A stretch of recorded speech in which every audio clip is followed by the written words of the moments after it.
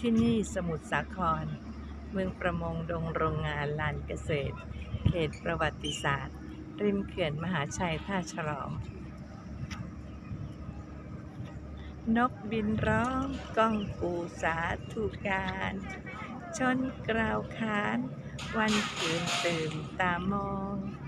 คอยหวังปองผู้พิทักษ์จากวิมานผู้ทรงฤทธิ์พิชิตมาลงทรงตั้งประบุตรช่วยมนุษย์บาปหนามาช้านานไถ่บาปสิ้นล้างมนทินสิ้นภัยผ่านจงแสวงหาแผ่นดินของพระเจ้าและความชอบธรรมของพระองค์ก่อนแล้วพระองค์จะทรงเพิ่มเติมสิ่งทั้งปวงให้ยกตัวขึ้นยืนอยู่บนสเก็ตทรงตัวบนสเก็ตยกใบเรือขึ้นสูงแล้วก็ค่อยๆวางยืนอยู่บนสเก็ตขอบคุณพระเจ้า